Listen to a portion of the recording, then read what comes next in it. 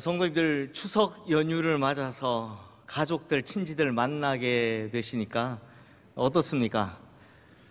참 좋으시죠? 대답해 주셔야 다음 넘어가는데 참 좋으시죠? 네. 마찬가지로 우리 성도님들의 모든 가정에 주님께서 주시는 이 좋음이 또 기쁨과 은혜가 항상 넘치게 되시기를 주님의 이름으로 축원합니다. 하지만 혹시라도 이 좋은 명절에 특별한 만남 없이 홀로 지내셔야 하는 우리 성도님들, 그런 분들이 계실 텐데 또 그분들에게는 친구 되신 주님의 특별한 위로하심이 항상 함께 하시기를 주님의 이름으로 축원합니다. 자, 성도님들, 국화빵이란 말 들어보셨습니까? 국화빵이 뭡니까? 이게 국어사전에 찾아보면 국화 모양의 판에 묽은 밀가루 반죽을 부어서 구운 풀빵이라고 합니다. 그런데 우리가 이 국화빵이란 말을 진짜 국화 모양의 빵에만 쓰진 않죠. 더 자주 쓰는 때가 있는데, 흔히 우리 국화빵이란 말 언제 씁니까? 네, 똑같이 생겼을 때, 그 아버지의 그 아들일 경우에, 또 그 어머니의 그 딸일 경우에 국화빵이란 말을 씁니다. 우리 교회도 보면 제가 길 가다 만나면 제 부모님이 누군지 알 것 같다 싶은 그런 부모님 똑 닮은 국화빵 자녀들이 많은 걸 보면 진짜 신기하다라는 생각이 듭니다. 그래서 우리 속담에 고슴도치도 제 새끼는 함함하다고 한다라는 속담이 있습니다. 마치 이 털이 바늘같이 꼿꼿한 고슴도치일지라도 제 새끼 털은 이렇게 부드럽다, 양탄자처럼 부드럽다라는 거죠. 그러니 이 속담은 우리 성도님들께도 마찬가지일 겁니다. 실제로 성도님들, 부모님 되시고 보니까 내 자식이 참 예쁘고 사랑스러우시죠? 네, 별로 안 그러신가 봐요. 저 원수 덩어리 뭐 이러시. 그러면 할머니, 할아버지가 되시고 나니까요, 어떠십니까? 손주들은 더더욱 예쁘고 사랑스럽습니다. 특히나 명절을 맞이해서 오랜만에 만나게 되는 자녀들, 손주들 보니까 참 좋으시죠? 그런데 성도님들, 우리 성도님들께서 자녀들 키우실 때 언제가, 어느 때가 내 자녀가 제일 예쁘고 사랑스러우셨습니까? 언제 그랬습니까? 여러 가지 순간이 있겠지만 아마 그 중에서도 부모님을 존경함으로 부모님의 좋은 점을 닮아가려고 노력하는 자녀의 모습을 볼 때, 그러니까 자녀가 나의 좋은 점을 똑같이 가지려고 노력하는 모습을 볼 때, 그때 자녀가 제일 사랑스럽다라는 겁니다. 성도님들, 다 같은 자녀이고 다 똑같은 자기 자식이지만 그 중에서도 자기를 닮아가려고 노력하는 자녀에게 더 많은 애정이 가는 건 어쩔 수 없습니다. 이게 실제로 조사 결과가 있는데요, 이 타임지의 수석 편집자인 제프리 클루거가 쓴 시블링 이펙트라는, 이게 우리말로 번역하면 형제자매의 영향이라는 책이 있습니다. 이 책에 보면요, 부모님들 중에 95%란 말은 거의 다란 이야기죠. 95%가 자녀들 중에서도 특별히 편애하는 자녀가 있다라고 인정했습니다. 그러니까 자녀들 중에도 좀 더 관심이 가는 자녀가 있다라고 부모님 중에 95%가 인정했다라는 겁니다. 10손가락 깨물어 안 아픈 손가락은 없지만 그 중에서도 예뻐 보이는 자녀가 있다라는 거죠. 즉, 똑같은 자녀지만 좀 더 마음이 가고 좀 더 애정이 가는 자녀가 따로 있다라는 겁니다. 이 책의 내용에 의하면 일반적으로는 아버지의 경우는 막내딸을 좋아하고 어머니의 경우는 장남을 좋아한다고 합니다.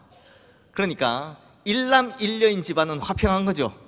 아버지는 막내딸 좋아하고 어머니는 장남을 좋아하니까 일남일녀 딱 좋습니다.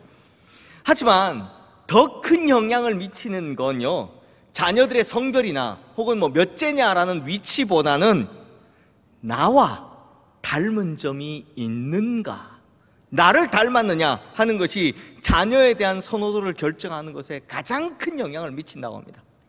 그러니 나를 닮아가지고 특히 나의 장점을, 좋은 점을 닮아가려고 하는 자녀를 보면 다른 자녀들보다 훨씬 더 사랑스러울 수밖에 없다라는 겁니다. 애정이 간다라는 거죠. 그렇다면 성도님들, 마찬가지로 하나님의 자녀된 우리가 하나님 아버지를 닮아가려고 애쓰고 노력하는 모습을 볼 때 하나님 보시기에 우리가 얼마나 사랑스럽겠습니까? 하나님도 똑같습니다. 우리가 하나님의 좋은 점을, 선한 점을 닮아가려고 노력할 때 하나님은 우리를 더 사랑하신다는 겁니다. 실제로 우리는 정말 하나님께 큰 축복을 받았습니다. 오늘 보면 2절 말씀 처음에 뭐라고 합니까? 사랑하는 자들아, 우리가 지금은 뭐라고 합니까?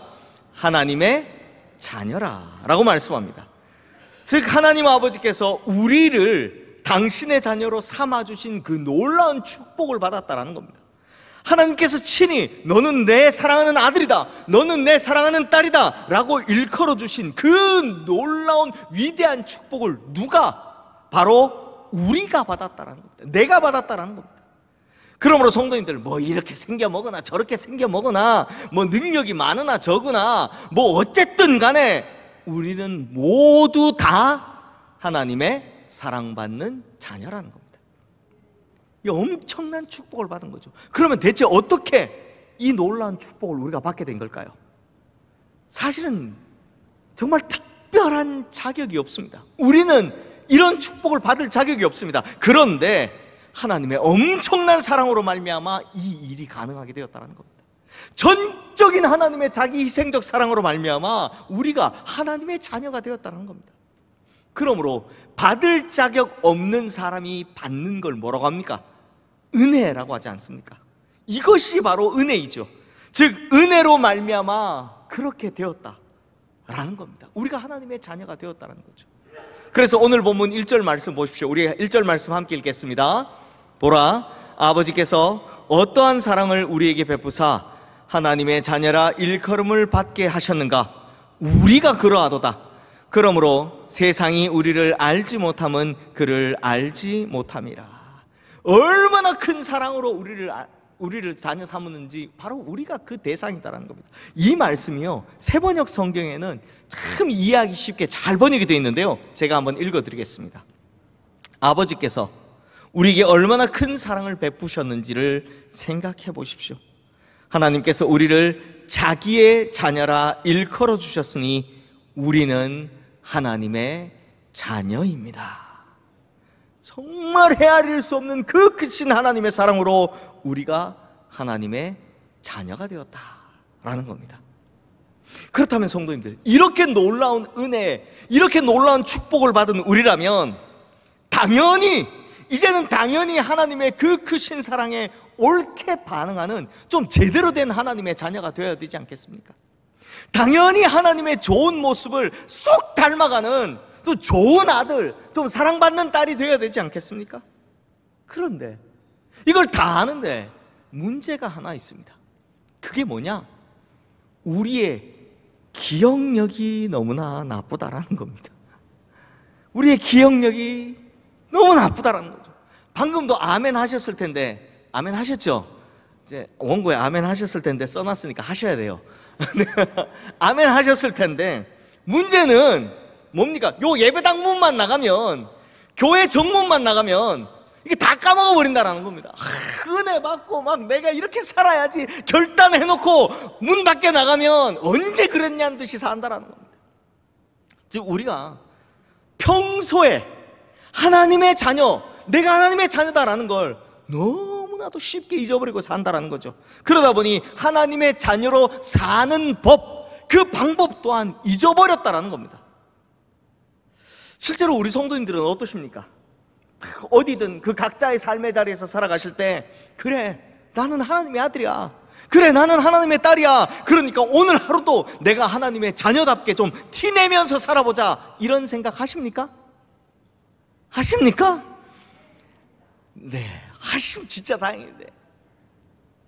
예를 좀 들어볼게요. 예를 들어서 시장에, 요즘 이제 명절이니까 시장 가시고 마트 가시고 물건 사러 가실 때, 혹은 뭐 직장에서 일하실 때, 혹은 사람들 만나고 대하실 때, 그때마다 그래 나는 하나님의 자녀야, 하나님의 자녀답게 좀 살아보자 라고 생각하면서 살아가십니까? 아니면 반대로 물건 살 때 뭐가 이래 비싸냐고, 뭐 어떻게든 좀 깎아보려고 실랑이를 벌이는 전혀 하나님의 자녀답지 못한 사람으로 살아가고 있지는 않으십니까?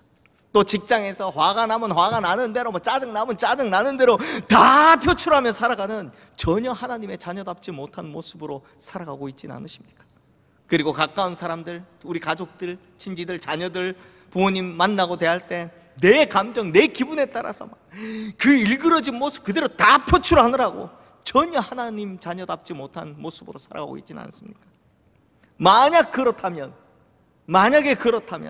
하나님의 자녀라는 이런 엄청난 축복을 받고서도 여전히 저 세상 사람들과는 전혀 다를 바 없는 삶을 살아가고 있다는 겁니다. 그러니 교회 문 안과 교회 문 밖이 너무 다르다라는 거죠. 자, 이번 추석 연휴에는 어떠실 예정입니까? 어떻게 하실 겁니까? 오랜만에 만난 가족들에게 뭐라고 이야기하실 겁니까? 자, 한 리서치 기관의 조사에 의하면 세대별로 명절에 가장 듣기 싫어하는 말이 이거라고 합니다.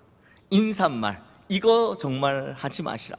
10대, 너 반에서 몇 등 하냐? 너 공부 잘하냐? 야, 친척네 누구는 그 좋은 대학 거기 갔다는데 너도 그 좋은 대학 가야지. 이렇게 남과 비교해서 하는 말이라고 하고요. 20대, 어디에 취업했냐? 결혼할 거야 말 거야? 결혼 언제 할 거야? 아직도 백수야? 살 좀 빼야 되겠다 라는 이렇게 취업과 외모와 결혼에 관한 잔소리를 가장 듣기 싫어한다고 합니다. 40대 50대가 듣기 싫어하는 말로는 야, 누구는 승진했다는데 너는 언제 하냐? 너 언제 집 살 거야? 언제 집장만 할 거야? 연봉은 얼마 받냐? 이런 질문들이라고 합니다.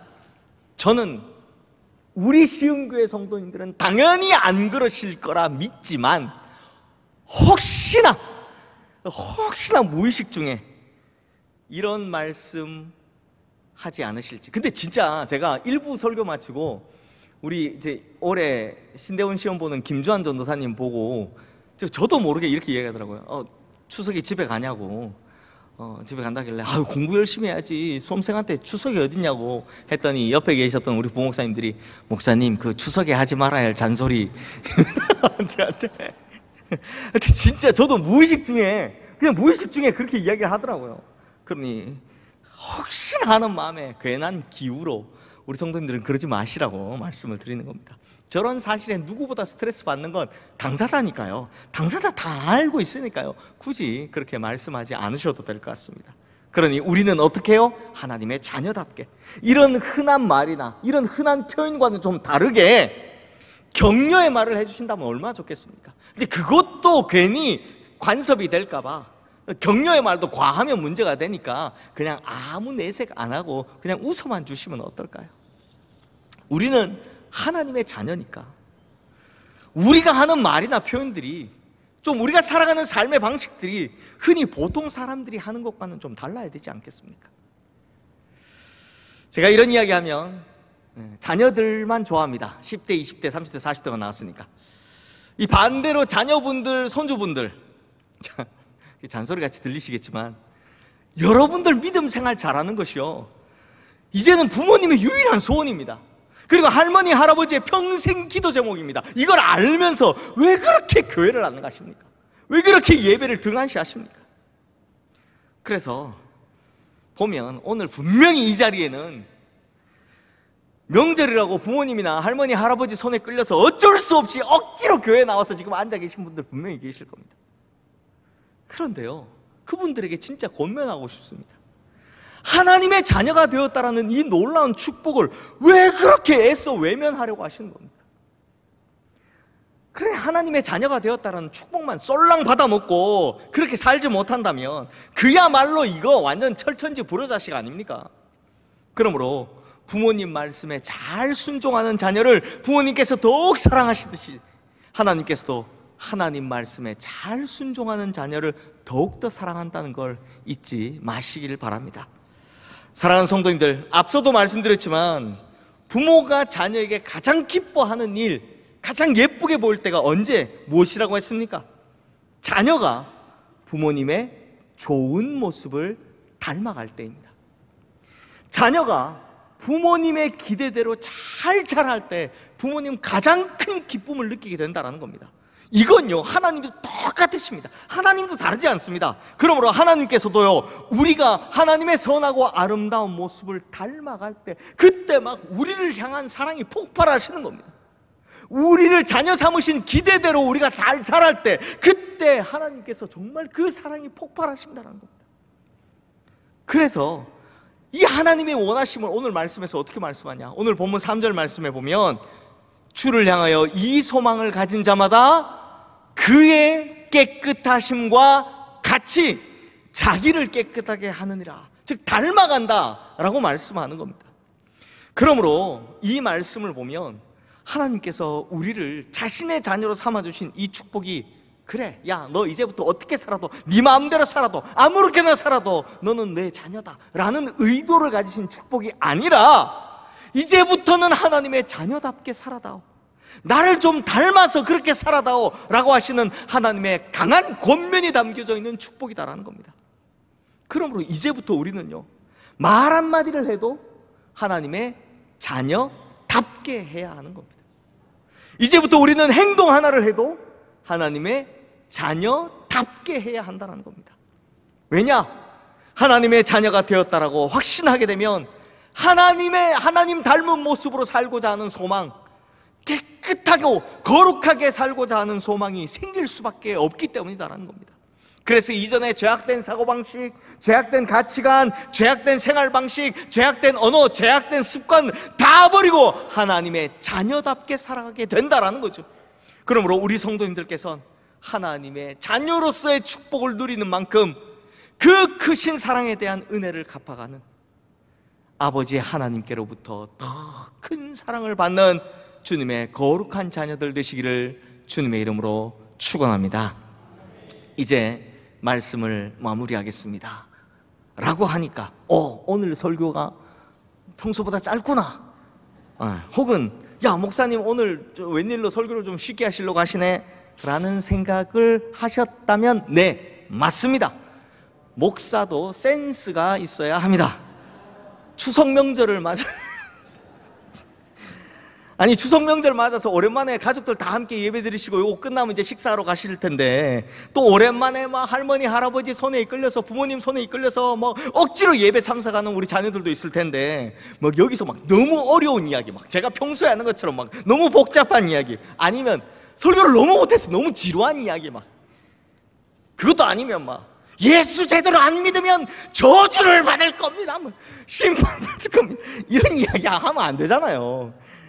그래서 오랜만에 예배 자리에 나오신 자녀들, 친척들에게 어디서든 예배 자리 잊지 마시라고, 교회 다시 잘 다니시라고, 정말 거룩한 하나님의 자녀로서 축복받으며 사시라고 권면하고자 오늘 설교는 평소보다 좀 짧게 그리고 좀 쉽게 준비를 했습니다. 그 대신에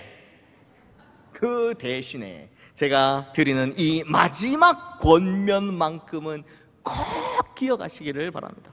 그럼 마지막으로 지금 화면에 뜬 본문 아래에 있는 9절 말씀으로 우리 함께 읽어보겠습니다.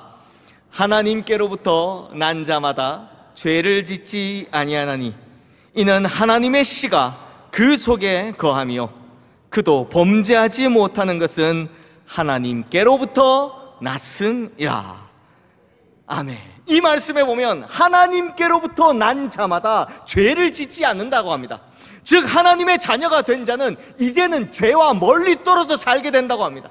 어떻게 이것이 가능하냐라고 하니 하나님의 씨가 그 속에 거함이기 때문이다 라고 말씀하는 겁니다. 하나님의 씨가 그 속에 거함이다. 그렇다면 성도님들, 하나님의 씨가 뭡니까? 하나님의 씨가 뭐겠습니까? 이거 간단하게 보면 바로 예수 그리스도를 말하는 겁니다. 예수 그리스도. 그러니까 예수 그리스도가 그 안에 있는 사람, 예수 그리스도께서 그 안에 거하시는 사람은 죄를 짓지 않는 거룩한 하나님의 자녀의 모습으로 살아간다, 하나님 닮은 모습으로 살아간다라는 겁니다. 그러면 우리 성도님들께 한번 여쭤보겠습니다.